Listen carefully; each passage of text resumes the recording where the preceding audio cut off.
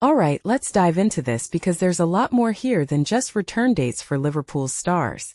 Andoni Iraola's recent update on Victor Munoz, Alisson Becker, and Alexis Mac Allister isn't just about logistics. It's a window into the club's strategy, player management, and the broader dynamics of modern football. So let's break it down. First up, Victor Munoz.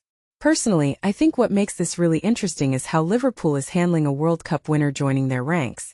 Munoz is coming off the biggest high of his career, and yet he's cutting his break short to integrate with the team.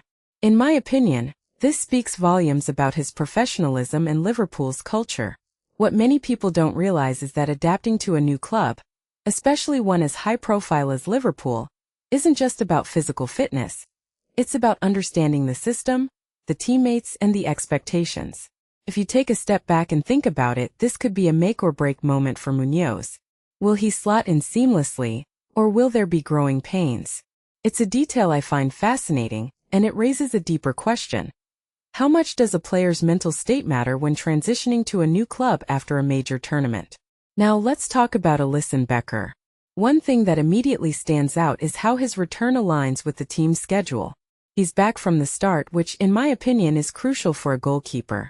Alisson is the backbone of Liverpool's defense, and his presence during pre-season training is non-negotiable. What this really suggests is that Liverpool is prioritizing stability at the back, which makes sense given the defensive struggles they faced last season. From my perspective, Alisson's early return isn't just about him. It's about the entire team regaining confidence. What many people don't realize is that a goalkeeper's influence extends far beyond the goal line. They're often the first line of attack and the last line of defense. So having him back early is a strategic move that could pay dividends come match day one. Then there's Alexis Mac Allister, and this is where things get really intriguing. Mac Allister, fresh off Argentina's World Cup final run, is getting an extended break. Personally, I think this is a smart move by Liverpool. What makes this really interesting is the balance between pushing players to their limits and giving them the recovery they need. Mac Allister has had a grueling season, and overworking him now could lead to burnout or injury. In my opinion, this shows that Liverpool is taking a long-term view of player management. What this really suggests is that the club is prioritizing sustainability over short-term gains. If you take a step back and think about it, this approach could be a game-changer in a sport where player welfare is often overlooked. It's a detail I find fascinating, and it raises a deeper question. Are we seeing a shift in how top clubs manage their stars? Now let's zoom out for a second. What's striking to me is how these return dates reflect Liverpool's broader strategy for the upcoming season. Iraola's comments about using friendlies to correct mistakes and improve timings are telling. In my opinion, this shows that Liverpool isn't just preparing for the season. They're fine-tuning their entire system.